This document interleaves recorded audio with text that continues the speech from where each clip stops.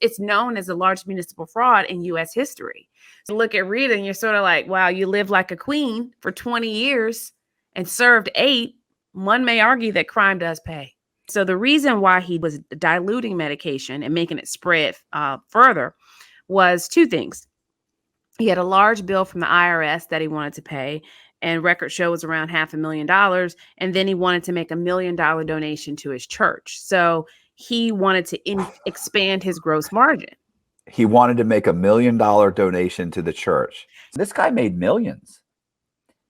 But every 2 or 3 years, he would hit everybody across the board for like $39. Just random. This guy's a multi-millionaire. He's got like 20 gyms. He's got, he lives in a $4 million house. Like he's filthy rich. And this is just the narcissist in me, is that this one student said, this female student goes, do you feel like you got away with it for so long because you're so charming?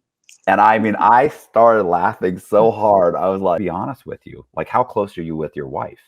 And I went, what do you mean? He said, listen, he goes, because all the loans are in her name. Mr. Black's sister saying, my brother was in a horrible accident. He's currently in a coma. The doctors say, this is too much. I don't believe you did. You did all this? And I waited about a month and a half. And then I called the police and said I got broke into. And then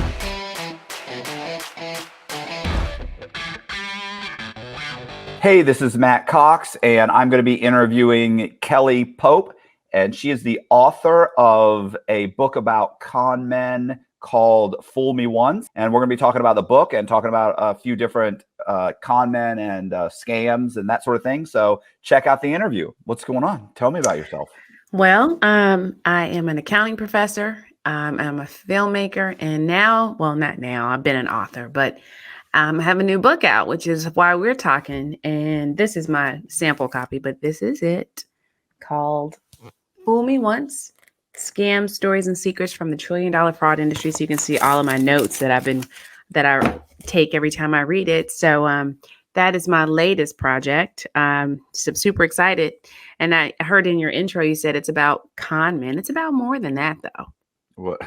Okay, what else is it about? So the first part of the book is about perpetrators, which is where you're talking about. But then the second part, or the middle part, is about victims. And then the last part is about whistleblowers. So I don't know how you feel about whistleblowers. You may hate them, but there's a whole... I love whistleblowers. I'm a big fan. There's a whole section devoted to whistleblowers. And I created a game called the Fool Me Once Fraud Experience. And so when you go through it, it'll tell you what type of perpetrator you would be if you were ever to be one, and what type of whistleblower would you be if you were ever to be one. So in the book, I talk about that there are 3 types of perpetrators. All perpetrators are not the same. Intentional perpetrators, accidental perpetrators, and righteous perpetrators. Now, Matthew, I've read a lot about you and heard a lot about you. I'm sorry to say you were definitely, or your past life, you were definitely an intentional perpetrator. Yeah. There was no. That was your whole goal. Wasn't an accident. Wasn't an accident. Oops. But I deposited that check into my own account. Wasn't that? No. So, but and what I wanted to do was to offer a new way of thinking, because there are people that are following the boss's orders, or people that are utilizing their internal resources to help someone outside of the company.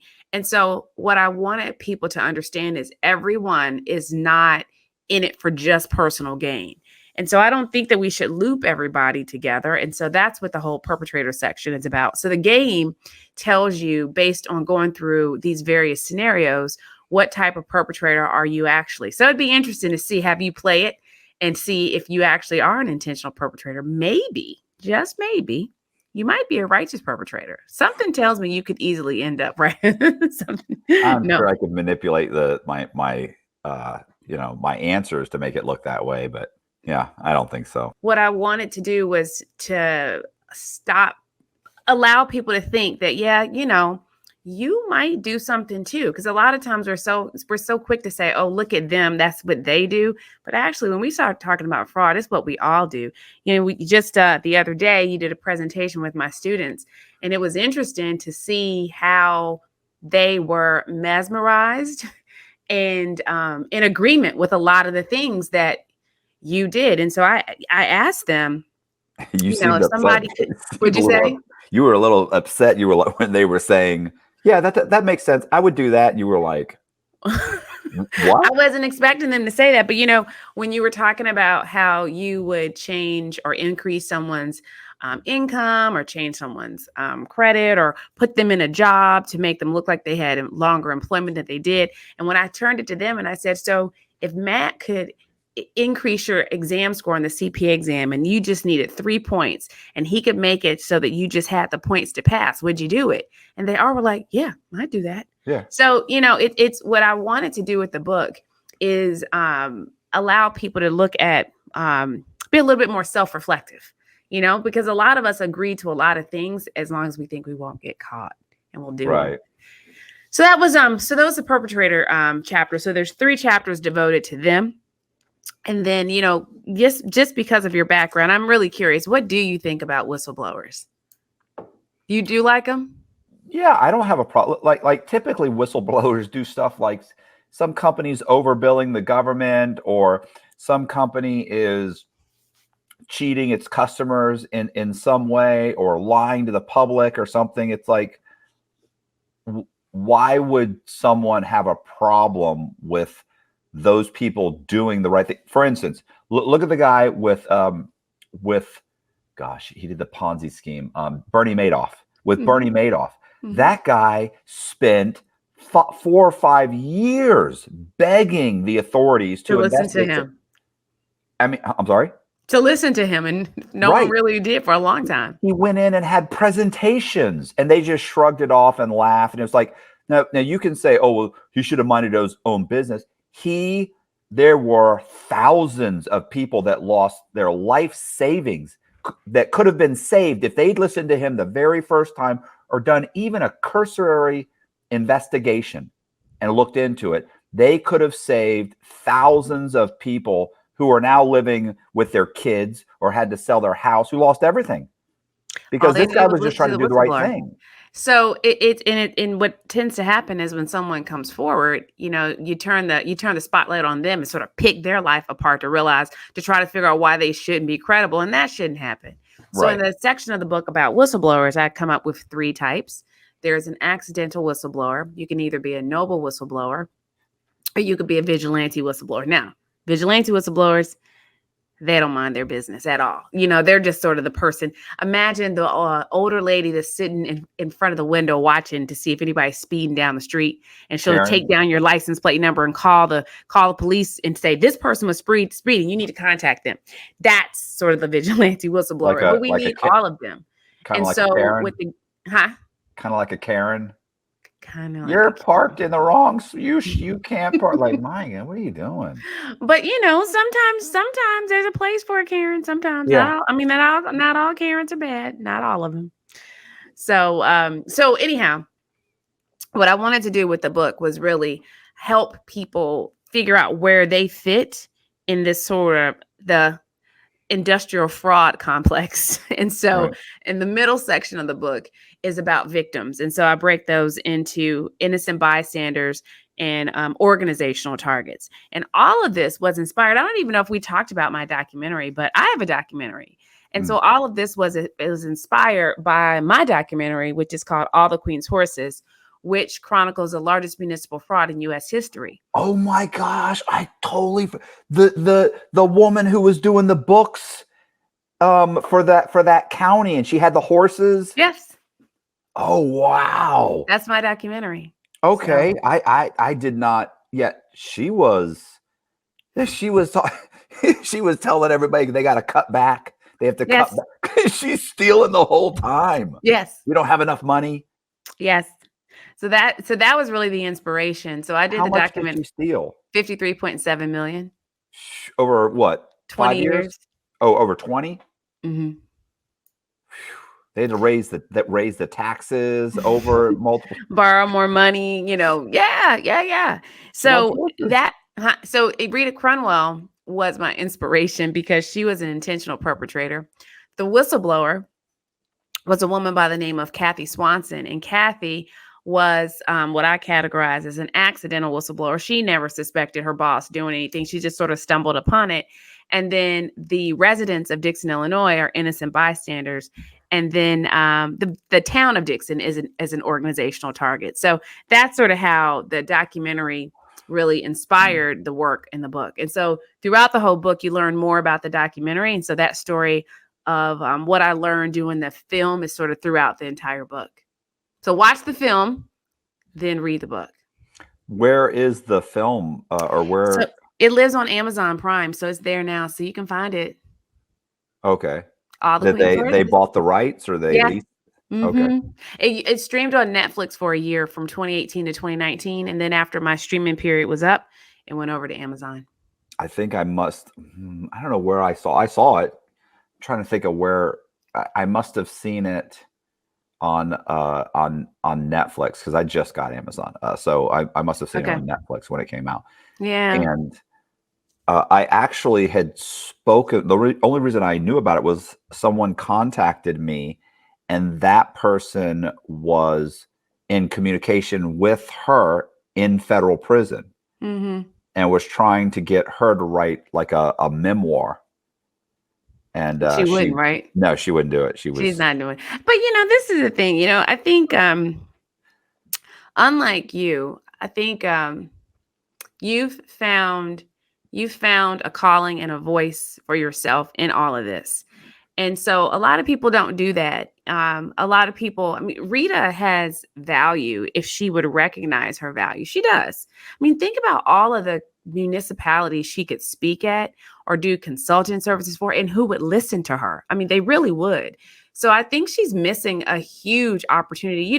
Once you get through the hate, because you're gonna have hate, but everybody has hate. Even if you don't commit a crime, you have hate. People hate me, for whatever reason. So you're always gonna have that. So I think that she's missed a golden opportunity to actually help other municipalities and because they would listen to her. Yeah. They really would. So how much time did she get? So here's the thing. She got 19 years and 7 months in federal prison. But get this, something called COVID happened. And when COVID happened, she got out early. She only served about 8 years. So she got out in 2021 because of COVID. If there were no COVID, she would be still in federal prison right now. But she got out. And she's, by the way, when they, that ends at the end of this month, the mandate. But they don't have to go back. But they're not going back. I was going to say, I was always like, oh, well, they're going to pull them all back. No. And so that's the thing. I think under the Trump administration, they might have had to go back. But the Biden administration decided, no, they could stay. But maybe Trump would have sent them back. I don't know. And I can so here's the problem. Even though, well, first of all, the offenders that got out were not, horribly violent offenders. They need to be watched.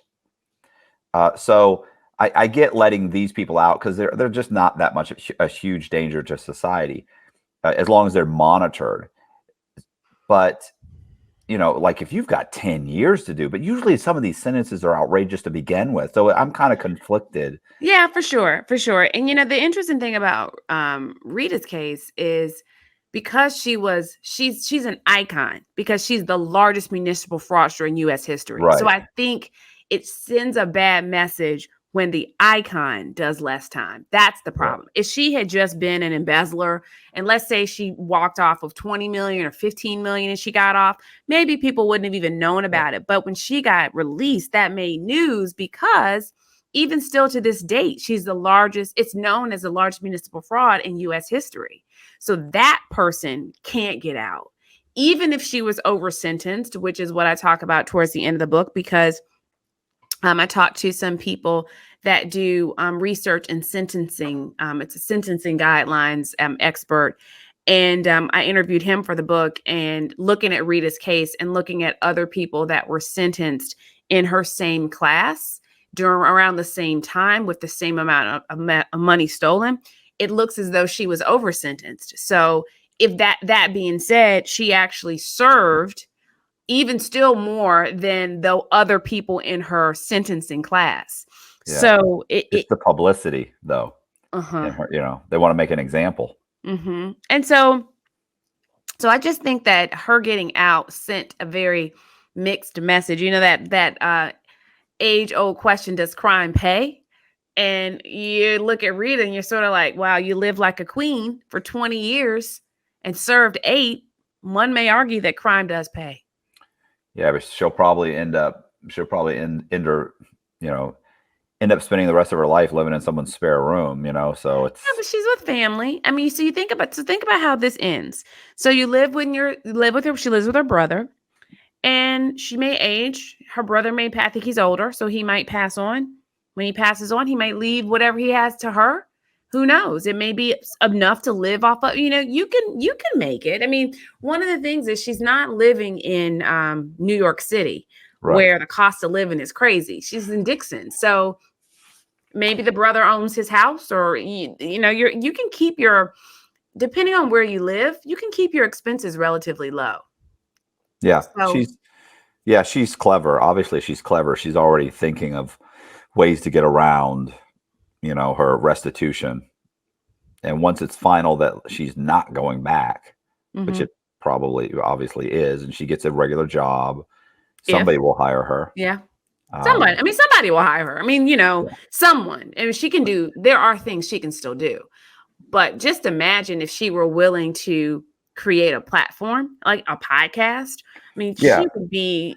But I can tell you from being in prison with other guys that have committed fraud, I was the only person that was in prison thinking, when I get out, like I'm going to figure out a way to make this work for me. Doing the things that I want to do in life. I mean, I'm not going to hide. Like everybody else was. These guys are talking about changing their name. They're talking about spinning it. They're talking about maybe, getting an article written that makes it sound more like it's a mistake. That they were erroneously, prosecuted, and that there was these other guys and they got thrown in there, whatever. And it was always just like, man, you're going to be running from this the rest of your life. Like, you can't. It's part of you. So, you can either embrace it and find out the good in it, or you can run from it. And it's hard to run from, it really is. Especially now. It wasn't less than 30 years ago. Yeah, you could get out, move to another city, start over, and nobody ever has a clue. But now.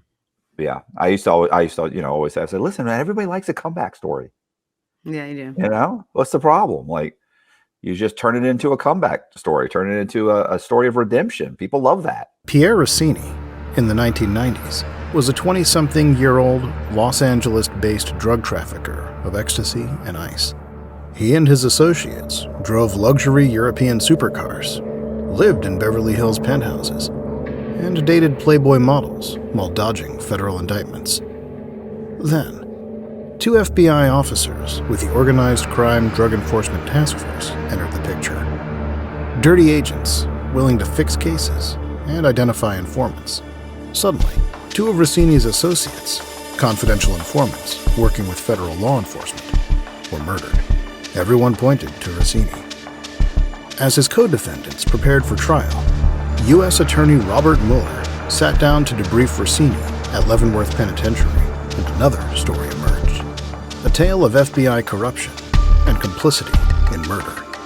You see, Pierre Rossini knew something that no one else knew. The truth. And Robert Mueller and the federal government have been covering it up to this very day. Devil Exposed. A twisted tale of drug trafficking, corruption, and murder in the City of Angels.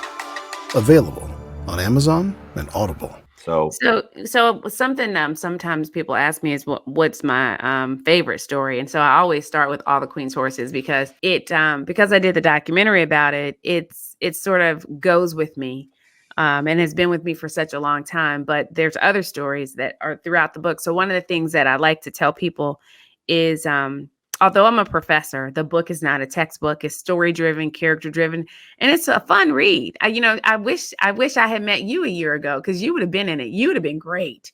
So, I have to figure out how to incorporate an interview with you some kind of way. You're in Florida, right? Yeah. Tampa, Florida. Okay. All right. I might have to take a team down there and interview you one day. Where are you located? Chicago. Oh. Well, I mean, Are you thinking about doing another documentary like that one? No, what I'm doing right now is I want to do like a video series that goes with the book. So I want to talk to some intentional perpetrators, some righteous perpetrators, and some intentional perpetrators, accidental perpetrators, and righteous perpetrators. So I want to talk to those three and sort of show just snippets when I'm talking to people. So yeah, so that's it. So I don't know if I'll ever do another documentary again. You actually have That's kind of a documentary. yeah, sort of a little short. You're just breaking it into episodes. Yeah. It's little shorts. But your story, I find you have so many layers. Because what I find fascinating, you are fascinating, don't get me wrong. But what's also interesting about your story is the complacency that people have when you share the details of what you were doing. Because when we want something, we will forget all rules to get what we want.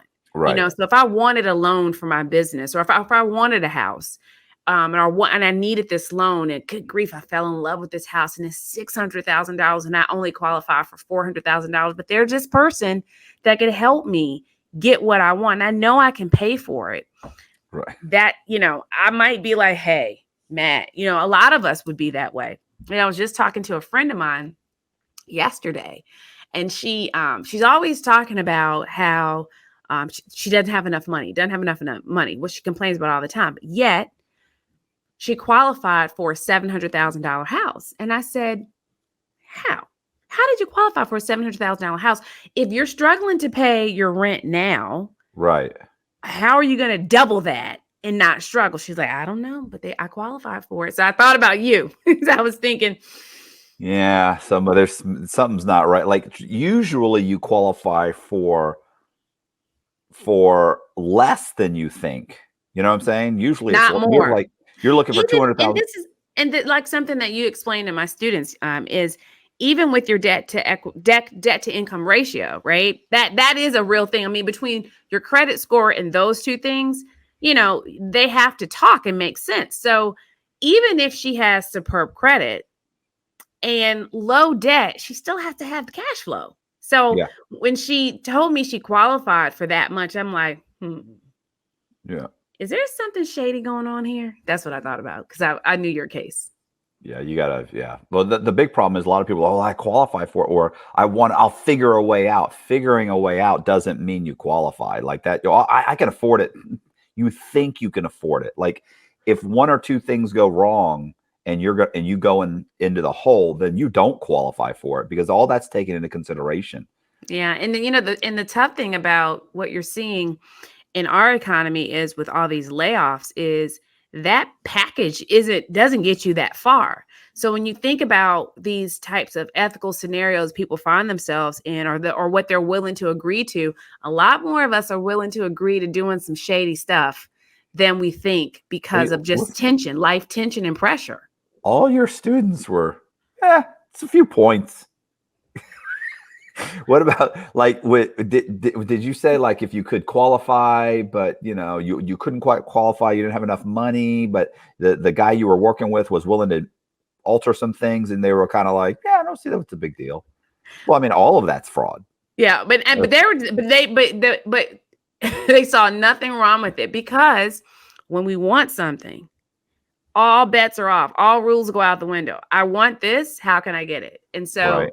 I think that's why stories and cases like yours are so powerful, because at least right now it gave them something to think about. Like they'll never forget hearing you. They never will forget that. I mean, that second class that you spoke to, they don't stay after class. They were after class talking about you. Just how, wow. Like they were just 15 minutes after class. They were just like, I mean, he was amazing. And they were like, listen, if I'm going to commit fraud, I'm not going to do it. But if I were, that's how I'm going to do it. I'm going to live my life. That's what they heard from you. Well, yeah, I know that wasn't what you were, that wasn't your intention. It wasn't my intention. However, it was interesting though. It was very interesting. Yeah. But the first class had a lot more questions. Right.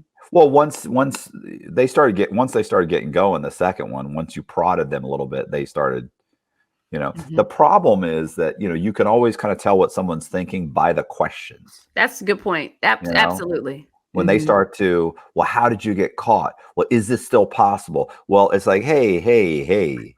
Slow down, slow your roll. What are you doing? How'd you do this? I don't like that. But what was also fascinating, when you talked about how you learned, because one student asked, were you just a genius? And you were like, well, I learned from people. So like you would find out, okay, how'd y'all figure this out? My client did this. How'd you figure this out? And so that was interesting too, because you don't realize how much you disclose about your process, which is an internal control weakness in itself. And a lot of people don't think about that. They don't think about when you call a bank or you call any place and you're like, tell me about the process again. How did that happen? And people are willing to share. Right. That's an internal control weakness as well. Yeah. Well, I was going to say, for instance, me being the broker between the customer and underwriting, when I was like, well, how did you even catch this? And they go, well, like they think we're on the same team. Listen to what we did. What'd you do? And as they're telling me how they caught my customer, they're actually telling me how to beat their system. They don't. And something else that is to our detriment is we're all very trusting. And so they initially, because you have an armor of trust. And something we didn't talk about in class yesterday was privilege. And I think there's a privilege that you have that you were able to move through the system being a Caucasian male. People automatically trust you. I used to say I have the 3 C's going for me. That I said, I'm Caucasian, I'm confident, and I'm clean cut. They would, and it's like, so you just don't expect it. Like, especially when I know what they're looking for. They're looking for me to get nervous and try and leave. They're looking like there's all these things I know, like I'd be at the teller and they'd say, oh, well, I have to call. Oh, there's something's up with the account. I've got to call and get authorization. And I go, all right. And I just lean there and I look around and look at I'm looking at the cameras and looking around, and like they're expecting me to leave or be nervous. I'm not nervous. I open the account. I know what you're going to find. I know it's a new account. I know I'm removing over $3,000. Any account open within the last 12 months is going to get that. They have to make a phone call.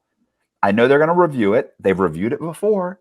At all the other banks, they do it. So I'm okay with that. There were no surprises. There were no surprises. Right. But most people, why didn't you run? Why would I run? I know what's happening right now. And the worst, listen, if something happens and they say something is absolutely wrong, do you know what they're going to do? I'm sorry, we can't help you. That's it. Everybody thinks they're going to call the police. They're going to have you arrested. They're not doing any of that. No. They don't know what the issue is. I've actually had accounts shut down where you go online, and I went to go transfer money and the account it's inactive. Yeah. And it's like, I've got like $150,000, $200,000 in that account. And then you call them and the bank says, yeah, we need you to come in so we can talk about this. Because think about it, if it's fraud, you're not coming in. Of course not. I jumped in my car. I'm driving down there. You got $150,000 of my money, because I know that I opened the account. I know where that money came from. I know that the person's identity, you didn't go talk to this guy because he lives under a bridge somewhere. So you didn't track him down. You knew the process. Right. So I walk in, I sit down. I'm like, somebody better make some phone calls. We need to get this thing taken care of. This is the thing, Matt. The thing about that is that privilege allows you, and that allows you to walk in. I mean, if you put on a suit or a sports coat, we're done. Like, no one's going to question you. Right. So that's something we didn't talk about. And, given that I don't have a lot of diversity, well, I have a little bit of diversity in my class, but not a ton. So I don't know that they get that, but that's something that's sort of the foundation of a lot of how this happens for some. Right.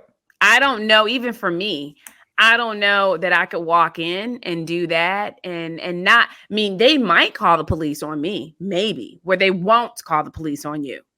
Right. Well, if you threw a little ghetto in there, did that head thing, you might get the cops called. Like, but yeah. But even if I didn't, I might, So I was gonna say, what is another one of the scams that you go over in the book? Con men, or I'll tell you one. And this one's a disturbing one. A lot of times the healthcare fraud scams are the ones that are a little bit more disturbing. But there's a story in the book. It's in the intentional perpetrator chapter and it's in the victim chapter. And it's the story of Dr. Robert Courtney. And Dr. Robert Courtney was a compound pharmacist. So he's the one that's working in the lab that is making the medicine that then gets shipped to the CVS or the doctor's office. So he's the pharmacist we never even think about or ever see. Okay. right. So this guy, what he started to do was he started to dilute medication. Oh, is this for like cancer patients? Yes. Oh, yes. I've heard about this. Yeah. So we put him in the intentional perpetrator category, but we also interviewed some of the victims of those cases. Now, when I talk about this is a perfect fraud, I'm just saying air quotes around this because it's terrible what he did.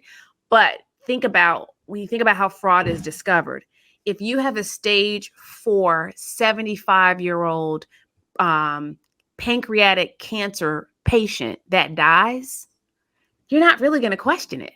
Right. If you have a stage 4 breast cancer patient, 79 years old, female, stage 4, who dies. They just didn't react well they didn't take the medicine correctly. They were already, it's a good chance he was going to die anyway. Absolutely. So yes. So the likelihood of this being discovered was very, very slim. And so the reason why he was diluting medication and making it spread further was two things. He had a large bill from the IRS that he wanted to pay, and record show was around $500,000. And then he wanted to make $1 million donation to his church. So he wanted to expand his gross margin.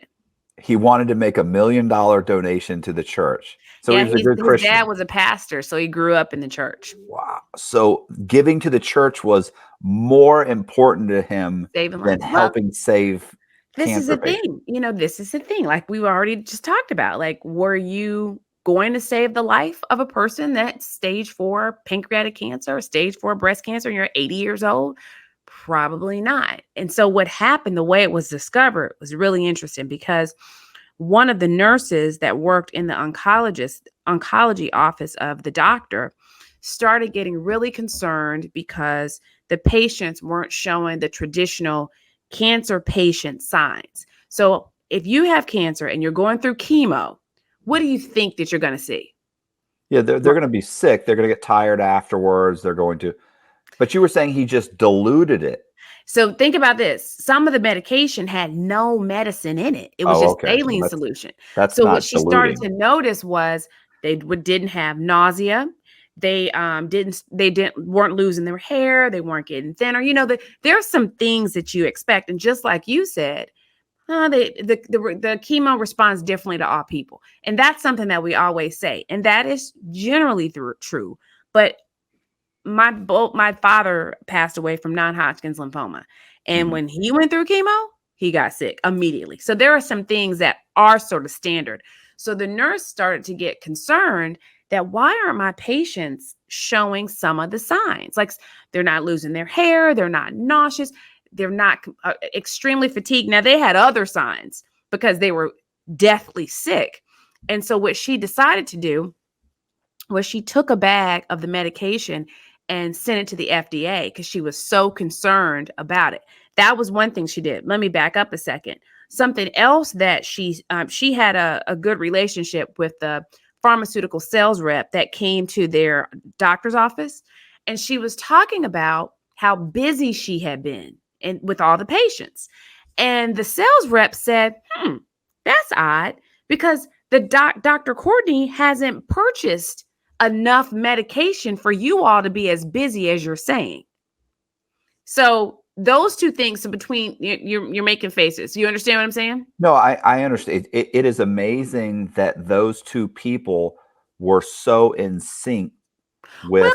Not really, because I have a couple of friends that work in pharmaceutical sales jobs, and some of them are friends with the doctors, and some of them are friends with the nurses staff because they go weekly. Because when they have samples of drugs, they are going to say, "Hey, give these to your patients. Let's run some tests. Let's get some feedback." So they can have a relationship. I'm not surprised by that. No, part. I'm not talking the relationship, but that you just happen to get. Like the nurse, I understand the nurse catching, I've got 30 patients, and in the last 2 weeks, almost none of them have gotten sick. Like, that's odd. Like, I've been doing this for 10 years. The sales rep is like, why do you have 30 patients? Because that doctor has we've only sold for 10. 5. Right. So right, the fact that like what a a perfect storm. The fact that both of them were aware enough to connect that, and both of them go, something's not right. Like most people just don't do that. Most people go through their jobs and they're just clicking the buttons. They're just clicking the okay. They're not even thinking. But think about this. She's thinking about how busy she is, and he's thinking about his money because he's a sales rep. So his bonuses are being impacted by the lack of sales. So when she said that to him, like, "Oh gosh, we are slammed. We are so busy," he was probably like, "That doesn't match my records. Why are you so busy? Are you using somebody else? Or you?" Well, I understand. It's just that either one of them, that it's lucky for the patients that they were both, that they both had that conversation. She happened to mention it, and he happened to pick up on it. Right, that whole thing, like that's a coincidence. That's and there's some months and time through this, but you think about that coupled with the fact that you have these patients that are not getting sick as they should. So all of these little pieces floating out there. So she took this sample, got it tested, got this particular bag, and this particular bag had, I think, a drop of medication. And so that's how the investigation started. I mean, people, just imagine, there were 98,000 prescriptions that he manipulated. So there were some people that are stage 3 cancer patients that never even got any medication. So that cancer tumor just grew and grew and grew. Eventually they died. Yeah. So horrible. That's a total scumbag, like, move. And not just that, like, that's not even like, that's straight. Boy, that's just, that's just fucking vicious. Like think about it. That's not saying, hey, I'm gonna take $40 from 100,000 people. Like, they're not gonna, nobody's hurt. Like $40, come on. You overcharge somebody's Visa $40 or something, that's not, this is killing people. Yeah, this is serious. But because we do know that chemotherapy does work, so we do know that you can. Like it's questionable anyway. Well, but depending on your questionable. But if you're early stage 3, you might be able to stop it. Yeah, you got like a night. Probably it depends on the cancer, obviously, but you might have between a 70 to a 95% chance that it's going to work. Not with this guy. Not with this guy. No. Gosh, I was just thinking. It's funny because I have a buddy in the gym business, and his father knew a guy in Canada that. So are you a member of a gym like LA Fitness or something? Yeah. You know how once a year, like, you pay your $40 a month, and once a year they hit you up for like $59. So everybody kind of expects it. Like, if you've been there a year or two, of course you get that $59 and you're all like, damn it, what's this? And they go, look, it's an annual fee. It's in your contract. We always do it. So, oh yeah, that's right. He had a buddy, his father had a buddy who ran a gym, and also I knew his father, he ran the gyms. So in Canada, this guy made millions. But every 2 or 3 years, he would hit everybody across the board for like $39. Just ran it. This guy's a multi-millionaire. He's got like 20 gyms. He's got, he lives in a $4 million house. Like, he's filthy rich. But every 3 or 4 years, he just hit them across the board. And he said anybody that complained, he gave them their money back. He said but like 75 to 80% of the people did not complain. Because, or if you called up and you said, oh yeah, that's our annual fee. And they would go, no, the annual fees you took out 6 months ago. And they go, we did? Hold on, let me check. Oh, you're right. I'll refund that. Sorry, you got thrown in with the wrong batch. And they give him the money back. He said 75% of the people didn't complain. And so he would just keep the money. He said, it was nice. You get an extra, you make an extra $500,000 for no reason. It's a nice little perk. Well, he'd been doing it for done it 4 or 5 times over 10 or 15 years. And at some point there was an investigation and he got in trouble, and ended up being like $6 million or something outrageous. And he got 3 years. I think he did 6 months in jail. And then the rest of it, he said, it's Canada. So the rest of it, they put an ankle monitor on you and tell you to go sit in front of your TV and do it in your living room. And he's a multimillionaire, so you can imagine, that's nothing. He gets to live in this big house. He doesn't even have to work. That sounds torturous, right? Not really. But that's minor. That's a minor scam. But what I just described is just evil. Right. That's what I'm saying. And he probably said for each one of those patients, who knows how much money he saved. What was each patient worth to him? I don't know. $1,000, $800, $40, $2,000. I mean, it's cancer medication. They're probably. He did all kinds of stuff though, Matt. He would do things he would, people would bring things, the reps would bring things. He would sell the things that the reps would bring. So if there's someone brought diapers or wipes, he would sell those. Right. It's just terrible. He's trying to make that donation. He's a good Christian. You make the book is filled with so many stories, but that's one that stuck out for me today. Oh, hey, I have a question. So did you get funding for your documentary, or did you just do the documentary? I begged people. So this is the thing. For the doc, I had to fundraise, and it's so expensive because the people that I had to hire are real people. They're real filmmakers. Some of them are Emmy nominated directors of photography. So I had to raise money. It was so expensive. So expensive. In the end, did you recoup all that money? No. Or I was gonna say, are you still trying? I'm trying to recoup it. Books. No way. I haven't seen a royalty check in years. So you went to Netflix, and what did you? So you ended up doing it yourself. Did you try and do a sizzle reel to get funding? Yeah, of course. But this is the thing. What's interesting is what sells, and this is just my opinion, what sells a project is not the project, it's the people, and not the people in it, the people around it. You need an Emmy nominated, Oscar award winning somebody, whether that's a DP, whether that's a writer, screenwriter, somebody. So the story can be amazing. The footage you have could be outstanding. But if you don't have a name, somebody that went to USC Film School or NYU Film School or Spike Lee student or something, you got to have something to get through the noise. If you're just a regular old person with a great story, hang it up. Pray, because it's hard. It's really, really hard. And that's what I was. I was a regular person with a really incredible story. And so if I had taken this story to someone like someone famous, it probably would have worked out a lot better than it actually did. So. And you didn't partner with a production company that had already done? I did. And that cost me a lot of money too. Because partner means pay for their people. That's what partner means. So because there's not a lot of money in documentary filmmaking. So that's what you have to remember. So know that you're doing this more for marketing than for money. Okay. Right. So did the film get me known in a lot of circles that I would not otherwise be in? Sure. Do I have any other projects that are on Netflix or that was on Amazon? No. So I'm in a space that I might not be in, but it's more about marketing yourself than it is about money.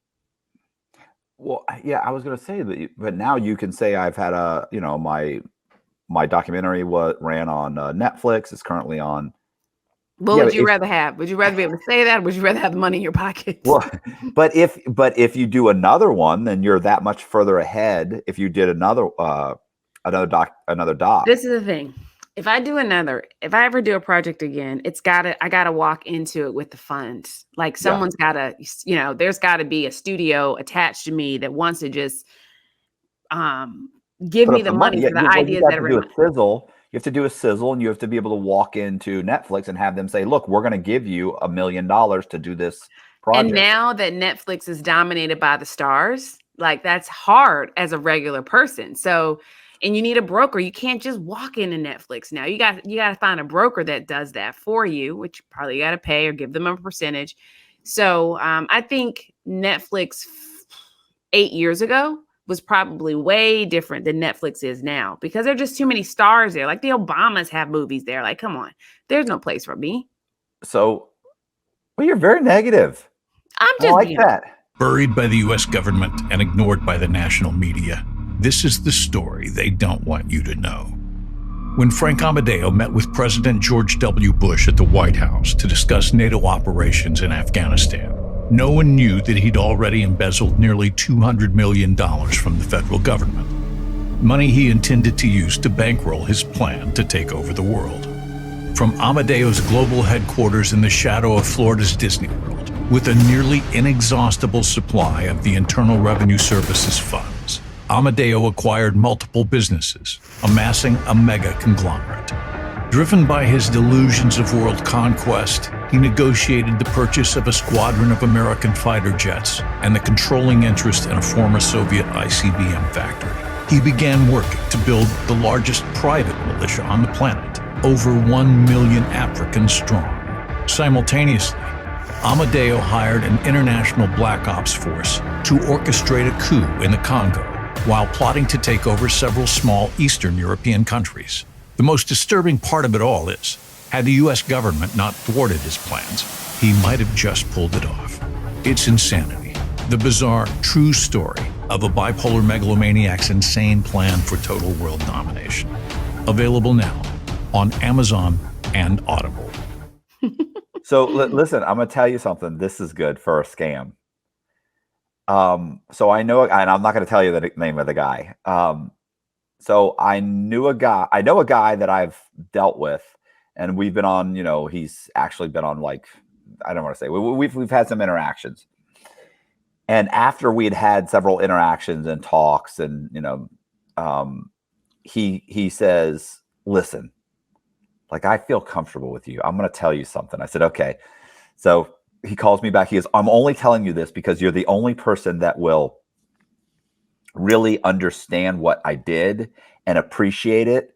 He said, because I can't tell anybody else. I said, okay, what'd you do? So he wrote a book. He said, the book did okay. He said, but I didn't get any offers to turn it into a movie. It wasn't optioned. And he said, so, I was upset. It did okay. So he said he turned around and he said, the problem is I noticed that people want to option things that have been optioned. Okay. I said, okay. So he made up a fake producer. He gave him a LinkedIn account. He connected him to a bunch of projects. He got him an IMBD. What is it called? Mm-hmm. You're right. Yeah. He started started a website, got him an email, paid for everything, started a little production company. He's like totally looks legit. And then he did a press release about how this guy had optioned his book. He said, as soon as I optioned it through the website, he was contacted by, it wasn't Warner Brothers, but it was someone like underneath, let's say Sony or something. He created his own buzz. He was so now the fake producer was contacted, and they said, look, we're interested in buying out the option. So he said they then bought out the option from this fake producer. He said, like, I'm signing his name. He's signing, I'm signing names. I'm doing this. Like, he said, so they end up buying out the option. And when he was telling me that, he said, he's like, and I'm telling you right now, they're talking about this actor and this one and this one. And then there was, by the way, then in the Hollywood Reporter, or, they then did a newspaper report about how they just bought this from that producer who's nobody. Like, he was telling me, like, I looked it up. I was like, this is nuts. And he goes, yeah. And I said, and I remember thinking to myself, the likelihood that book gets turned into a movie, let's face it, they option 2,000-3,000 a year and they never get made. 3 of them get made. So I thought, oh, okay, well, I said, yeah, that's pretty cool. And he said, yeah, right now they're auditioning or talking to these actors. Once again, they do that. They'll connect an actor to a film. He said, so-and-so is writing the screenplay. Okay, still doesn't matter. I've been in that situation.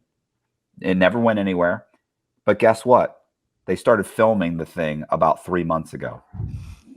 And he said, as soon as it's done, he said, I'll come on your program and I'll tell the whole story. And I said, that's incredible. That's a good one. Right? That's a good one. Great. That's a good one. Yeah. I want to be on when you do it. That's a good one. You've been in that situation, like, you know, the idea of being able to do that and having the forethought. I mean, wow. Yeah, I mean, he created his own buzz, and so when you create the buzz, then the buzz buzzes, and other people pick up. So, how much time did you get for what you did? I got 26 years and 4 months, but I don't like to say the 4 months. I typically just say 26 years, because if you say 4 months, it's like you're whining about it. Matthew. Yeah. How much time did you actually do? Just shy of 13 years. Yeah, I know. But it's the first decades that's the hardest. You know, the last 3 years just flew by. My favorite question of all time that I've ever gotten, and this is just the narcissist in me, is that this one student said, this female student goes, do you feel like you got away with it for so long because you're so charming? And I mean, I started laughing so hard. I wish I had recorded. I was like, that's the best question ever. But anyway, but I like writing. So I wake up early and I write, and I write stories, and I like crime stories. I don't really like violent crime stories. Mm-hmm. I have an aversion to violence for some reason, but I like scam stories. I like things. I like interesting, unique criminals that were kind of, you know, did things uniquely or maybe in an ingenious way of some kind. So that's typically what I stick with. In 5 sentences, can you tell me about your crime? I owned a mortgage company, took advantage of that system, went on the run for 3 years, between 15 million and 55 million, semicolon, depending on who you believe. And ultimately I was caught and sentenced to 26 years. And you did 13? 13. Yes. Now keep in mind, in the federal system, you do 85% of your time. So I cooperated. I was asked to be interviewed by Dateline NBC News, which I was. I was asked to be interviewed. This was by the U.S. Attorney. I was asked to be interviewed by American Greed, which I was. I was then asked to write an ethics and fraud course, which I did, which is taught to the nation's mortgage brokers. Have to take like 4 hours of ethics and fraud. I wrote a course that a national one or actually 2 of the national schools teach. I also wrote a federal red flags rules course. And we then turned around, and after a lot of legal battling, you know, we got the government to reduce my sentence by 7 years. Then as soon as I came back onto the, after I went to court and got 7 years knocked off, came back, I was walking the track with this guy who was actually cooperating in his case. And his name was Ron Wilson. He'd stolen $57 million in the largest Ponzi scheme in South Carolina history. And we were, talking, and he was basically explaining to me that he didn't believe that the government was going to give him a reduction in his sentence for his cooperation, because they thought he was still hiding money. And at some point, after months of just walking around, he told me where he'd hidden a bunch of Ponzi scheme, or that he had actually given a couple of people money to keep for him. So what did you do? I happened to be, this is what's so funny. I'd love to say I got on the phone and called my attorney, but I didn't think the government would give me anything for anything else. They didn't want to give me the first reduction. We had to go to court and fight to get that reduction. So a month or so later, I was ordering my transcripts. I had my lawyer sending me my transcripts for my reduction because I wanted to include it in part of my book. I was still kind of writing my book. And we were talking on the phone, and she just happened to say, so she was like, yeah, I'm going to order those. I'm sorry. I forgot. Okay. I said, okay, well, let me know. I said, thank you very much. And she was like, so what's going on? What's going on? Like, this woman never wanted to talk to me. Like, they don't want to talk to you. We're not friends. And I was like, what's going on? What do you mean? She goes, what's going on in there? Anything happening? I went, no. And she goes, oh, okay, nothing. And I just was like, it was almost like I was like, I said, you know what? Something happened the other day. Listen to this. And I told her. I told her what happened. She goes, well, let me look into it. A week later, I get told by a correctional officer, hey, you got to go to SIS, which is a department. So I go to this department, and they put me on the phone with somebody. They said, hey, you got to talk to this guy. He's a Secret Service agent. And he says, listen, I understand that you know where Ron Wilson hid Ponzi scheme money. And I said, I mean, I do, but it's not a lot. And I said, I need something in writing saying you'll give me a reduction. And he said, yeah, no problem. So they got me something. I ended up. You became a whistleblower. Yeah. You became a vigilante whistleblower. Yeah, I became. You're a crossover into the vigilante whistleblower category. I was just saying. See, inmates have a different word for it. You're a jailhouse snitch. So is that what you were? Is that what people thought of you? Oh, absolutely. But I mean, it was funny because there's all like I'm not advertising it, but if somebody were to say, like, because they knew I went to court, got my sentence cut, like guys were like, oh, bro, I heard you cooperated. I'm like, right, and well, that's some bullshit. I go, bro, I didn't come here to make friends. Like, trust me. You were there a long time though. You needed some friends, right? Well, look, at the medium, you might have needed some friends, but I did 3 years in the medium, and then I went to the low. And honestly, a lot of that is for guys that are in like penitentiaries, and in the federal system, the bulk of inmates cooperate. They say like 95% of them cooperated, but 100% are lying about it. So, and I would sit there, and you'd be in the unit, and guys would sit there and talk about, oh, snitches this, snitches that. And I'd say, well, let's do the math. And you would sit back and say, there's 150 guys in this unit, 95% cooperated. We know that it's not these 10 guys because they all went to trial, so they didn't have an option. We know it's not these. You start doing the math, and you go, so that means there's 5 people in this unit that did not cooperate. And of course, there'd be 5 or 6 of us standing around, and I'd go, and I'll bet it's every one of you guys. So, so I talked to SIS. I talked to the Secret Service. And eventually they indicted that guy, Ron Wilson, and the 2 people working with him. They recovered $500,000. And once again, the government didn't want to give me anything. So we had to fight. We had to file paperwork and fight them in court. And I got another 5 years knocked off my sentence. By the time I got that 5 years knocked off my sentence, now it's 12 years knocked off my sentence. I'm basically leaving. I'd already been locked up 8 or 9 years by that point. So within a year or 2, I was transferred. So it ended up being 12 years and change. How hard did you have a family? Like, how hard was that transition for you?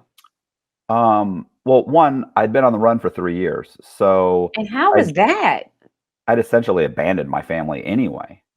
How hard was that? Well, I had a son, I had a little boy, but I was divorced from his mom, and I'm basically a weekend dad. So like every 2 weeks, he's coming over for the weekend, and maybe you pick him up on a Wednesday, and he's 3 years old, and he doesn't even really know who I am that much. He knows I'm daddy, but mommy has a new boyfriend, and that guy's living in the house. So, so I'm more like an older uncle that picks him up and buys him toys, and that's great. So leaving him, it's like I can't take him with me. I'm not raising him anyway. So that was the worst part. That and leaving my mother. My dad was always such just a real jerk. He just really was. Like my dad, like growing up, it's funny because one of the things I'm always asked is, oh, well, why did you do it? And, initially I always say, well, I did it for the money. But then you write a book. And then you think deeper. And you have to really think about it. And you start reading books about how to write books and how to write a memoir and And I probably read 3 of them while I was locked up before I even started writing. And while I was writing, and you start realizing there's just different techniques. And I think ultimately it ended up being like, yeah, that doesn't make sense. Because when you first started committing fraud, it was a little bit here, a little bit there, and nobody knew that fraud had been committed. And you got the money. You got 100,000, and then you got 300,000, then it was 500. So you had the money. You didn't need the money now. So why are you still doing it? And it just continued and continued and continued. And even when I got caught, why didn't you start over? Why didn't you move into your parents' spare room, claim bankruptcy, and start your life over again? You could be a car salesman. You could do lots of things. Why didn't you do that? So I really, when it boils down to it, I think it was just the fact that, I was raised by a very narcissistic father who was disappointed. I was not the son he wanted. He's 5'10", good looking, athletic, smart. Everything came pretty easily to him, made him, had nothing growing up and was now making hundreds of thousands a year. And I'm a kid that has struggling with dyslexia, is not great at sports. You know what I'm saying? Like, I was not the son he wanted or deserved. So and probably made you feel guilty for that every chance he could. Yeah, it was always the snide comments, But what's great is when I started making money, he really started respecting me. Like, I opened a mortgage company. Like, I graduated high school with C's, graduated college with A's, and then it was still with a degree in fine arts. And I remember as I was graduating, he said, "Yeah, you got a degree in fine arts." He said, "You'll be able to." He said, "With that degree, you're probably your best course of action nowadays is you'll be drawing sweaty tourists at Disney World to think about moving to Orlando." And I was like, "Wow, it's a 4-year degree." So anyway, I ended up becoming a mortgage broker, ended up opening my own mortgage company. Now I'm making money. I own real estate. I had like more than 50 properties within a few years. I'm doing great. So yeah, I continued to commit fraud. And then eventually I got caught, and he was like, wait. When you opened your company though, there was a period where your company was successful legitimately, right? No. Really? I mean, you have to understand, the very first fraud I ever committed our very first loan I ever did had fraud in it.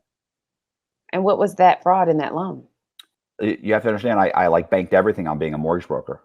I had to go away to be a mortgage broker. I paid the fee. I took the class. I passed. I started working knowing I'm not going to make any money for at least 30 days.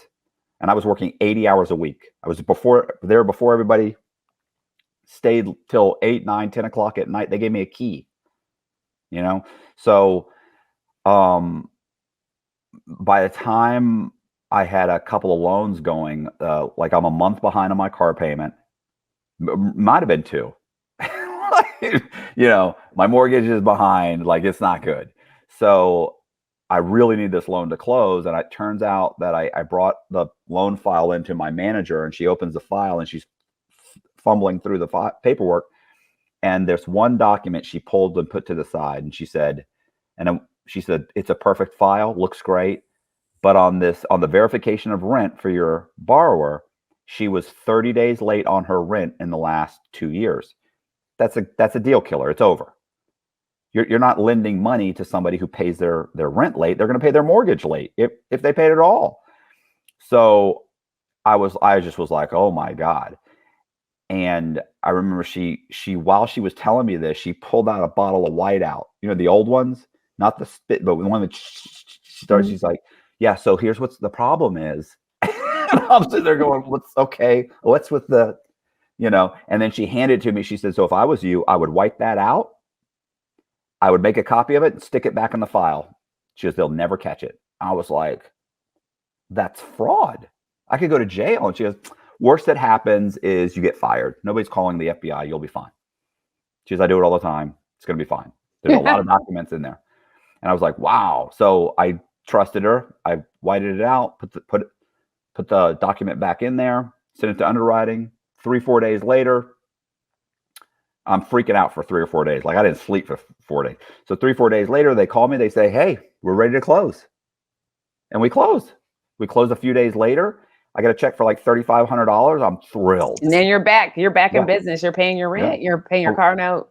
Yeah, but the next guy that came in made $52,000 a year. If he made 57,000, he could get the loan. Wow. So it's now the fine arts degree seemed like a good idea. So now I'm changing 52 to 57. Yeah, and all the corresponding. So let me ask you this: did the clients know that you were making the changes? Not always. Like sometimes, if it was something small, I didn't say anything. Like I'd rather have them deny it if they were ever they were going to be asked. So it's interesting because in my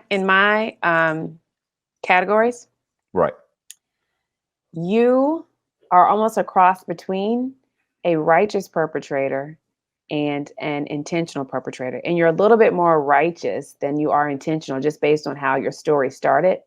And when in the book, I talk about righteous perpetrators are people that have power or privilege with inside an organization that use that power to help someone outside. So like, yes, you did receive a fee. So you did, but you also knew that, goodness, 52,000 versus 57. If I just change this person can be on their way to home ownership. This feels minor. And like the worst that's going to happen is sort of a slap on the wrist, So, and you received your commission, but you got to a point where maybe I'm sure that commission, you didn't need it anymore, but you could still help people. Well, I mean, I'm not sure. Like initially, like you said, it started small. It was just to get the loans closed, get my commission, get the next person. Let's get this. Because this is the thing. It's like, were you a mastermind at some massive $1 million scheme at first? No. But did you think that, gosh, if I just change this one little thing, I could help them greatly and help me a little bit? Like, yeah. Well, I mean, obviously you want these people to get into the house, right? Yeah, sure. Like, and I had worked before opening my mortgage company. I'd worked for another mortgage company, and their credit line got shut off at one point. And I remember getting phone calls from people where they had packed their stuff up in U-Haul vans because like they have to be out of the house, and they're calling me like, "Listen, you said we were going to close." I'm like, "Yeah, I thought we were going to close. The credit line got shut off. I don't know what's happening. They're looking for new investors." They're like, it didn't typically happen, but they were approving people that with only one outlet to sell those loans. And when that got shut off, they turned around and went to other ones. They didn't have it. So I've got people ready to close. People's leases are up. They have to be out of their house or their apartment or whatever. They're loading up U-Hauls because we're being told, give it a few more days, in a week, we don't know what to tell your customers. So I do remember feeling desperate when people are telling me like, we're staying in their life. I mean, this is their real life. Right. And so somehow you've turned from mortgage broker to almost therapist, because you're a part of their lives, their livelihood, the way they're going to live. I mean, yeah, but I mean, I would love to sit there and say it was, altruistic, but say the truth is. Well, it got big. I mean, I'm sure. Yeah. Well, once it got away from me, at some point when I started my own company, now I've got my brokers coming to me. They need their loans to close. They need a W-2 change, or they need a bank statement change, then it got to the point where it was like, it's such a pain to change bank statements. Like, it's easier if I just create my own bank online and come up with my own bank statements, logos and everything, processes and all. Right. And then they walk in, and pretty much everybody that came in the door, if they thought there was going to be an issue with their bank, they just put down that they worked at, or their bank was one of their banks. Cox Bank. No, it was Bank of Ybor. There was a place, Ybor City in Tampa. So it was Bank of Ybor, and they'd still put down their own bank. They just have two banks. And so if they didn't have quite enough money in their bank, or they needed reserves or whatever, I've got an extra 15,000 in Bank of Ybor. Oh, I didn't know. Well, yeah, I can give you the bank statement. And they could call the bank. We had we'd answer, put them on hold, tell them, hold on, just, I'll check. Can you please? And it was a whole sham. No, it was all a sham. It's all a sham. And there were multiple banks. There was probably like 2 or 3 banks. There was 3 banks actually. You should let me do the documentary about your life. I was gonna say, so what happened was eventually I ended up getting in trouble, right? Was there a whistleblower? How did you get caught? Well, I mean, I got in trouble a lot. Like what made it go from changing W-2s to big. So when I was listening to you discuss the different types of perpetrators, right? Or whatever, scammers or so initially I started off, I believe as I was just an opportunist. I was just in the right place at the right time. I needed it to happen. But then at some point, someone who had worked for me, she went and opened up her own company, and she got in trouble with the FBI and wore a wire on me, she and her husband, because she knew what I was doing. And what I was doing was, one of the ways that I got so many rental properties, my wife and I got so many rental properties, is I would buy a property and then I would sell it. I'd renovate it and then sell it to my ex-wife. So there's something called seasoning, where if you buy a property, you have to wait a certain period of time before you can refinance it. So instead, if I buy it, fix it up, and sell it, I can supersede that with it. Whatever, I can get around that. And what happened is, when I'm selling it to my wife, we're not telling the lender this is my wife. We tell her just some client, like she never took my last name, specifically for this purpose. So we end up getting several $1 million worth of property very quickly, within about a year or so. All she has to do is collect rent, raise my son. So we're doing fine. Well, this person that used to work for me ended up telling the FBI, so that obviously she could get a reduction in her sentence. And so now I get in trouble with the FBI. I end up taking a plea deal. I take three years probation, but I can't own my mortgage company now. So I decided what I was going to do that's where it was like, okay, well, you could claim bankruptcy and start over, right? So I was in the middle of a divorce. Very stressful. Yeah, it was stressful. So so I was getting divorced, and from the woman that you owned all the properties with. Yes. She didn't want to be married to a felon. Anyway, but she sort of was one too. No, listen, definitely. I mean, but it's right. So like she had blood on her hands too. Oh no, she absolutely did. But and here's what's really funny. What's really funny is my lawyer. When I got my lawyer, here's what he told me. He said, "Listen, to be honest with you, like, how close are you with your wife?" And I went, "What do you mean?" He said, "Listen," because he knew I was living somewhere else by that point, if that makes sense. Like, we were already having problems. So he was like, "I mean, how close are you with it? Like, are you getting divorced?" I was like, "Probably, yeah." And he said, he goes, "Because all the loans are in her name." Like, he's like, I mean, he said, I could, if you were to cooperate and you were to cooperate against some of your mortgage brokers, I could keep you from being indicted at all. She'd be indicted, they'd be indicted. It's like, yeah, listen, this woman hates my guts already. Mm-hmm. Like, I'm already in danger. Like, she could cut you. Like, she's an angry person. And I said, and she's raising my son. And I said, no. I said, besides, I'm just going to get probation. So I paid my lawyer $75,000 to give me probation. And of course, now that I know how the sentencing guidelines work, I realize, like, what a shyster. I was never facing prison time. Like, I could have gotten a public defender for that. So anyway, the point is that I plead guilty and I can't own the mortgage company anymore. So I decided I'm going to start a development company and start renovating houses. But there's issues with that. To get the money, you need money, obviously, you need capital. And my issue with that was that I was going to start renovating houses, but in the area, Ybor City, where I was going to renovate them, which is just outside of Tampa, it's Tampa.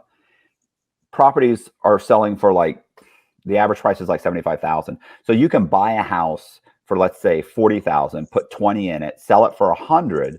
Maybe you make 30 or 40 grand, or 30, more like 25 or 30 grand. That's it. So I need to be able to get these houses to appraise higher. So that's a problem. Well, the way you determine how much the value of a house is a comparable sales. So I need to be able to compare these houses to houses higher. And the way you can, so I started dating a girl at the title company, and I knew you were going to say that. And so I asked her, hey, how can I, like, if I buy a house and I sell it for 100, if I buy it for 50, how can I record the sale at 200? And she said, oh, well, you'd have to pay the extra doc stamps and you'd have to switch out the transaction form. And I said, okay. So I do that. I pay the extra doc stamps, which is nothing. It's like an extra $1,000 in doc stamps, and I buy a house for $50,000. I recorded it at 200, and it shows up like a week later in public records as being a sale for 200,000. So I decided I'm going to start buying these houses and recording the values higher. But the problem is people in that area don't buy houses for 200,000. So I need borrowers that will buy houses for 200,000. And the problem with that is if you find those borrowers, they can only borrow so many. And the other problem with those people are that they want part of the profit, and I don't want to give them part of the profit. So what I decided was I was just going to start making my own borrowers, because that's really the go-to move. You created fictitious people? Yeah, synthetic identities. I figured out how to get Social Security to issue Social Security numbers to children that don't exist, right? So I make a fake birth certificate for like an 8-month-old girl, and then I go into Social Security and I say, here's my birth certificate and here's my shot record. Because if the kid's over 12 months old, you have to actually show it with the baby. Well, I don't have a baby to show up with. It's 11 or 13 or 14 months old. So, but if you just show up with a shot record and the birth certificate, you're good. So I do that, and I start getting these people, and you probably, well, you're not a psychiatrist, so I was going to say this is probably okay. So I was going to say I name the people, not all of them, but most of them were names like Michael White, James Red, Lee Black, Brandon Green, William Blue. Common David names. Silver. Yeah. Common names that somebody might actually be named that. No, like think about the last names: Black, Red, White, Color. Green. Yeah. So there was a movie from Quentin Tarantino called Reservoir Dogs, and he gave everybody names like that: Mr. Pink, Mr. Black, Mr. And I love that movie. So, I started naming these characters those names. I got them all through 3 secure credit cards, made the payments for 6 months, and after 6 months, they have 750 credit scores. Okay, I take it back. You are not a righteous perpetrator. Right. So you see what I'm saying? It evolved. Like I knew the credit system. I knew how these things worked. And I knew I could take advantage of that system. What's interesting is how easy it is to do. Yeah. Once you're kind of in the system, and if you can poke around and figure, especially if you're in a position where you can learn through trial and error. Right. So every time I made a mistake, I learned a little bit more. And I was able to if a bank blamed. So if a bank found out about it and came to me and said, this is what we just found out, I'd say, are you serious? You're telling me my customer sent me that? And the customer you created. Yes. No, I'm saying if it was a real customer because I learned most of this while I was a mortgage broker. Okay. Changing their documents. So if they caught something, I'd be like, you're telling me my customer gave me a fake W-2? He seemed so honest. And I'd say, well, I'm not doing that loan for him. Hey, by the way, how'd you figure that out? And they'd say, oh, well, it turns out this. Really? Yeah. Oh, okay. And then I'd alter it and send it to another lender, and then it'd go through and they'd close the loan. So I feel bad. No, you don't. So what happens is I start creating these fake people. I raise the value. I start buying these houses for 40 and 50,000. Recording the values of the houses at 200, 220, whatever, 190, 230, 250. And so the whole area raises up through the roof. And my borrowers, each borrower buys 5, sometimes 6 houses, refinances those houses after a month or so, pulls out 150,000, 150,000, whatever the appraisal came in at, like 80, 95%, 90%. And so once each one of them got to around $1 million, 1.1 million, 1.2 million, and I'd make the payments, of course, then I just stop paying. And the houses would go into foreclosure, and the bank would take the house back, and the bank would send out an appraiser to say, hey, how much is this house worth? And the appraiser would once again say, it's worth $220,000. And they'd put it on the market, and it wouldn't sell, and then they lower the price. 3 months later, they lower the price again. 3 months later, they lower it again. And eventually, they'd end up selling it for $70,000 or $50,000 or whatever. And they'd lose 100-something thousand. They'd say, man, that's crazy. I can't believe how off we were on that. That happened. So they didn't know there was a scam that had been committed. And you had already pulled the money out. Oh, all the money's gone. No, they owe the bank 110,000 or sorry, 180,000, 210,000, and the bank just takes the loss, because that does happen. People buy houses for 200,000, and then they foreclose on them and they resell the house, and sometimes they get 110, sometimes they get 140. By the time the house is taken back, it's been trashed. And after a year, the windows are knocked out, someone stole the copper, the AC doesn't work, and so they sell the house at an extreme loss. So the banks never thought fraud. It's now been a year or two since they've gotten these, or a year or so since they got these documents. There's no way to verify anything.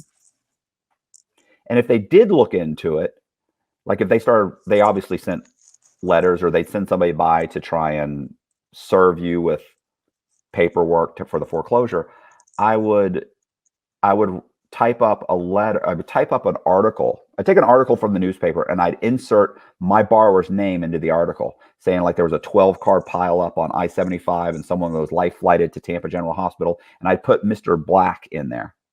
And then I'd write a letter from Mr. Black's sister saying, my brother was in a horrible accident. He's currently in a coma. The doctors say this is too much. I don't believe you did. You did all this? Listen, you look it up, the amount of articles that are out there. They even talk about Mr. Black, Mr. Green. They talk to investigators for the bank, and the investigator for the bank says, listen, I couldn't tell if this guy was alive or dead. His address was a mailboxes, etc. account. He starts naming off all these things. He's like, I couldn't even figure out if he was alive, if he'd ever been alive. So yeah. So it was. But how long did this last for you? That I borrowed like $11.5 million, about 18 months. Did you live like you borrowed $11 million? No, I never did, because I'm not really a flashy person. Like I didn't have a Porsche or Lamborghini. Like I had a expensive Audi sports car. I actually lived in an area called Tampa Heights, which was kind of an up and coming area. It was being kind of, urban renewal kind of thing, and I owned a bunch of houses in that area. I had almost every house on my block and was renovating them. So, but the project was, a mile, 2 miles away. And so I didn't live super flashy. I traveled, I had money, I could do whatever I wanted, but I'm not living in a $2 million house. I'm on federal probation. I wasn't trying to. But you were on federal probation still doing this. Oh yeah. Yeah. Yeah. And it's funny too, because like my probation officer showed up at my office one time, and I'm telling you, I must have had 7 or 8 cell phones on the credenza behind my desk. Like, and I just was thinking, like, this guy's got to ask some questions here. Like, that's not normal. Like he's got to say, what's up with these phones? But he never did. He just, hey, what's going on? I don't think they're trained to look for fraud. So how are you now? How are you on the straight and narrow now? Why now? I got 26 years. First of all, there's 2 things. One, I got 26 years. Listen, I didn't even tell you about going on the run for 3 years, but we don't want to get into that. Let me ask you a question. Did you ever do any insurance fraud? Yes, but it was minor. Like, these are like break-ins, and this is these are minor. You staged a break-in? Well, one time, only because I didn't have insurance when I got broken into. So then I went out and got homeowners insurance, and I waited about a month and a half, and then I called the police and said I got broken into. And then I maximized the policy. You know how they have policy limits? Like, people think, oh, you tell them $40,000, or you might get 10. Why? Because you said that was $40,000 in for furniture. They only pay 10 for furniture. So I went through the policy and I said, okay, there's jewelry is up to $10,000. Great. $9,000. Here's the receipts. Did you create the receipts too? I would create receipts, or sometimes you just go and get receipts. Like, you can go and if you're walking out of Home Depot, or you're walking out of, people throw their receipts away. Like remember Circuit City? You grab receipts from Circuit City. You have friends that have receipts, that own stores. A friend of a friend knows somebody. But the receipt has to match up with the date, at least the date. No, it's obviously it's going to match up with a date, and they're not backtracking any of this stuff. And most of the time, it's just photographs. A lot of times, I'm doing this insurance. I'm doing this project for the Coalition Against Insurance Fraud, and I have been interviewing people that have committed insurance fraud. And I was just curious, just based on everything that you were saying. I was thinking he must have done an insurance fraud scheme. So I think if the title, you understand that a lot of these things, title insurance paid off too. So that was insurance. And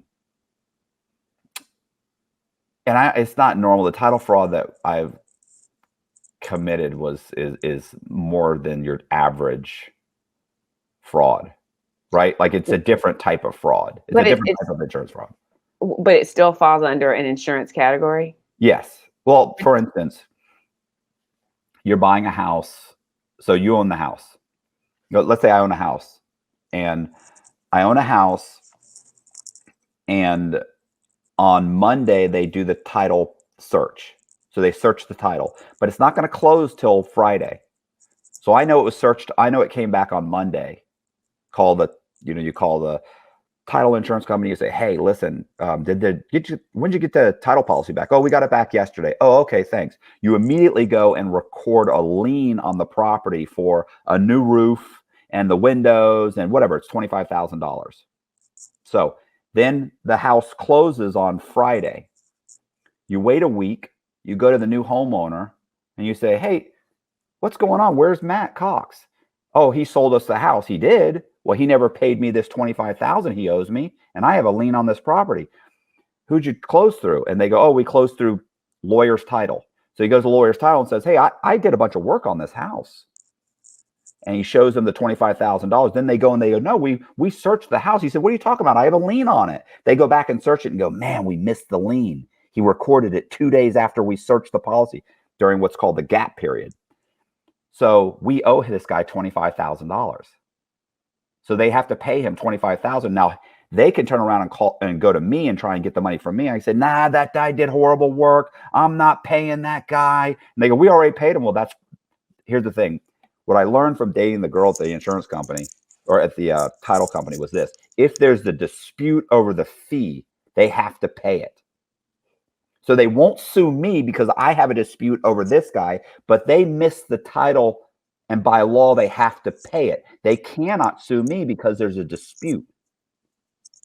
So that's a nice little.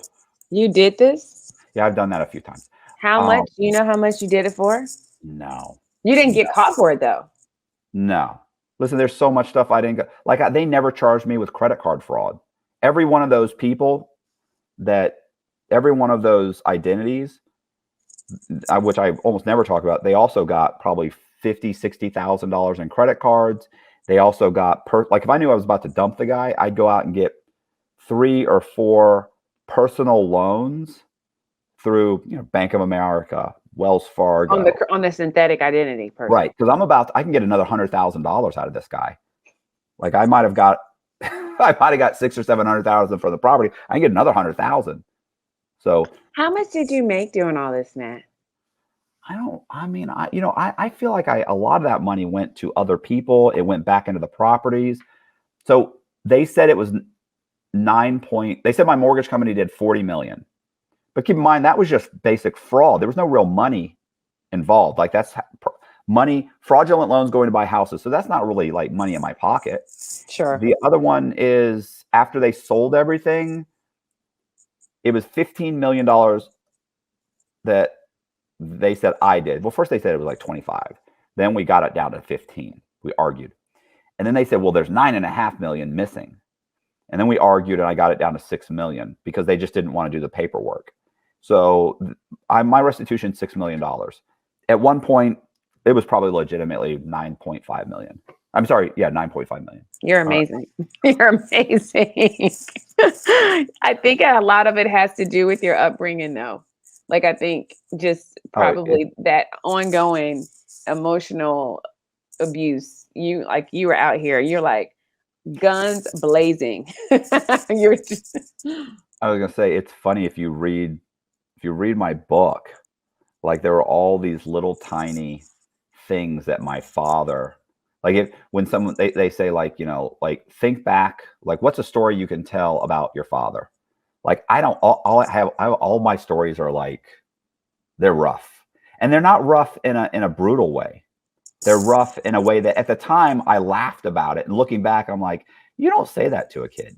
Like what Like that doesn't, why would you, I always remember this, because I always remember immediately thinking this, because my dad was an alcoholic, right? But he worked for State Farm Insurance, and he would be sober for a year or two, get drunk, they put him in a rehab, go right back to work. This happened over, and I don't mean like a 10-day rehab. We're talking 45 days, 30 days, 90 days, like outrageous. One time they put our whole family in rehab. We had to all go to Al-Anon like twice a week. We're going to these Al-Anon meetings. It's like, why have I got to keep him sober? So what happened was, I remember one time he and I were driving in his BMW, and I have my little Izod shirt on. He's in a suit and tie. We're going to our movie day, right? Like we would go see a movie. And really, we never really went to see a movie. He would drop me off and come back like 4 or 5 hours later. So, but we're on our way. And I remember looking over at this car that was next to us. And it was a beat up old Nova that was rusted out, a bunch of little kids in the back seat. Mom and dad are in the front, and just the kids in the back, they just look filthy. They look filthy. Their clothes are messed up. The car's rusted out. And I remember being at a stop sign and looking over at these kids, and they're staring at me through the window. And I just remember thinking, like, just being like ashamed that we had money, and like I felt bad for them. I remember looking down, and my dad instinctively noticed something was wrong. And he looked over at me, and he looked over at those kids, and he looked at me, and he goes, "Hey." And I was like, "Yes, sir." And he goes, "I wonder what the poor are doing today."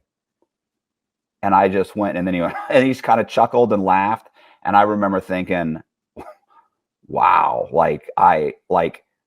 and my thought, what I always remember from that is that it was always, no matter what you had to do, no matter how you had to behave, it was always better to be driving the BMW. And that's how he was. He was like, he made a lot of money for a lot of people. State Farm should have fired him 10 times. They never did. He was always the top 10 producing managers in the nation. Always won the trips.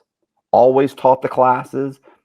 Whenever they had the big wigs come to the head office, they always called him in. They asked him to do training seminars. But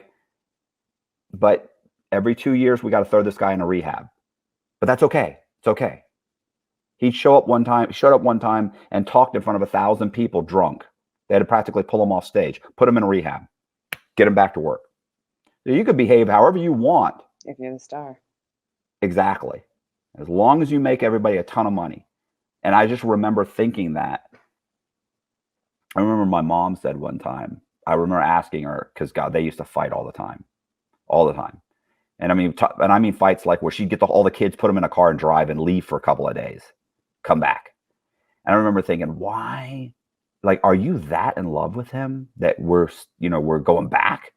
And she said, he's a good provider.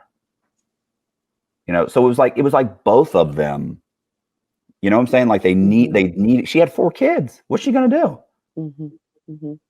So, yeah, that's just how I grew up. And I just remember thinking, hey, if you like the video, do me a favor and hit the subscribe button, share the video, and leave me a comment in the comment section, and I try and respond to as many comments as I possibly can. Also, I'm going to leave the book link for Fool Me Once, which is going to be in the description. I'll leave the link to the book and any other social media links for Kelly Pope if you want to get in touch with her. And I appreciate you guys watching. Thank you very much. See ya.